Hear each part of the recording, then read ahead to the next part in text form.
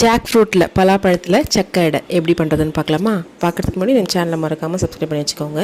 First பலாப்பழத்தை இந்தமாரி seed எடுத்துகிட்டு குட்டி குட்டியாக சாப் பண்ணி எடுத்து வச்சுக்கோங்க. சைட் பை சைடில் பார்த்தீங்கன்னா தேங்காவையும் இந்தமாரி நான் குட்டி குட்டி பல்லாக கட் பண்ணிவிட்டு அது கூடவே 2 ஏலக்காய் ஃப்ளேவருக்காக சேர்த்துட்டு பல்ஸ் மோடில் மிக்சியில் நான் போட்டு எடுத்துக்க போகிறேன். நீங்கள் வேணும்னா துருவி கூட ஆட் பண்ணிக்கலாம். ஏலக்காவை தட்டி ஆட் பண்ணிக்கோங்க.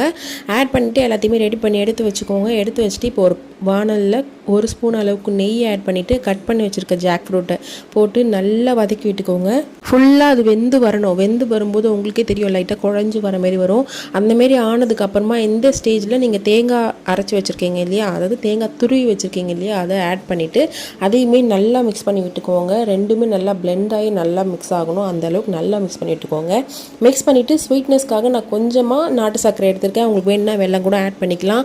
நீங்கள் ஸ்வீட்னஸ்க்கு ஏற்ற மாரி ஆட் பண்ணிக்கோங்க. ஏன்னா பலாப்பழத்தில் ஆல்ரெடி ஸ்வீட்னஸ் இருக்கும். ஸோ அதுக்கேற்ற மாரி எடுத்துகிட்டு நீங்கள் மிக்ஸ் பண்ணி விட்டுக்கோங்க. இந்தளவுக்கு திக்காக வந்ததுக்கப்புறம் அடுப்பு ஆஃப் பண்ணிவிட்டு ரெடி பண்ணி வச்சுக்கோங்க. இப்போ ராகியில் ஒரு பேட்டர் ரெடி பண்ண போகிறோம். அதை ரெடி பண்ணிக்கலாம். ஃபஸ்ட்டு ஒரு 1/2 கப் ராகி எடுத்துகிட்டு அது கூட கொஞ்சமாக சால்ட் ஆட் பண்ணிவிட்டு ஹாட் வாட்டரில் நல்லா கொஞ்சம் கொஞ்சமாக தண்ணி ஆட் பண்ணி நல்லா மிக்ஸ் பண்ணி விட்டுக்கோங்க. ரொம்ப தண்ணியாகவும் பண்ணக்கூடாது, ரொம்ப கெட்டியாகவும் பண்ணக்கூடாது. ஓரளவு சாஃப்டாக கொஞ்சம் கொஞ்சமாக தண்ணி ஆட் பண்ணிவிட்டு மிக்ஸ் பண்ணி விட்டுட்டு ஒரு 10 நிமிஷம் அது அப்படியே செட் ஆகட்டும். அந்த 10 நிமிஷத்துக்கு அப்புறம் இந்த மாதிரி நல்லா செட் ஆகிருக்கும். இந்த ஸ்டேஜில் ஒரு வாழை இலை எடுத்துக்கோங்க. இந்த மாதிரி குட்டியாக ஷேப்பில் கட் பண்ணி எடுத்துகிட்டு அதுக்கு மேலே கொஞ்சமாக நெய் ஆட் பண்ணிட்டுக்கோன்னா கொஞ்சம் ஒட்டாமல் வரும். அதுக்காக கொஞ்சமாக நெய் ஆட் பண்ணிவிட்டு நம்ம மிக்ஸ் பண்ணி வச்சுருக்கோங்க இல்லையா ராகி, அதையுமே எடுத்துகிட்டு ஒரு சின்னதாக ஒரு பவுல் அளவுக்கு எடுத்துகிட்டு அதை இந்தமாரி ரவுண்டாக தட்டி எடுத்துக்கோங்க. ரொம்ப மெலிசாக தட்டுங்க, அப்போ தான் சாப்பிட்றப்போ அது நல்லாயிருக்கும். இல்லைனா ரொம்ப மொத்தமாக இருக்கிற மாதிரி இருக்கும். இந்தமாரி தட்டிட்டு நம்ம ரெடி பண்ணி வச்சுருக்க ஸ்டஃபிங்கையும் 1 ஸ்பூன் அளவுக்கு எடுத்து அதில் நடுவில் வச்சுட்டு அப்படி பொறுமையாக மடிச்சிங்கனாலே அது கரெக்டாக செட் ஆகிடும்.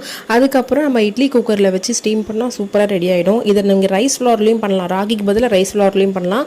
அது இன்னும் டேஸ்ட்டாக இருக்கும். கொஞ்சம் ஹெல்த்தி வெர்ஷனாக இருக்கணும்னு சொல்லிட்டு ராகியில் பண்ணுறது இதுவுமே அல்டிமேட்டாக இருக்கும். இட்லி பாத்திரத்தில் ஹீட் பண்ணிவிட்டு இந்தமாரி ஒன்று ஒன்றா நம்ம மேலே அடுக்கிட்டு ஒரு 10 நிமிஷம் நம்ம இதை ஸ்டீம் பண்ணி எடுத்து சாப்பிட்டா அவ்வளோ டேஸ்ட்டாக இருக்கும். கண்டிப்பாக வீட்டில் ட்ரை பண்ணி பாருங்கள். எங்கள் எல்லாருக்குமே ரொம்ப பிடிக்கும்.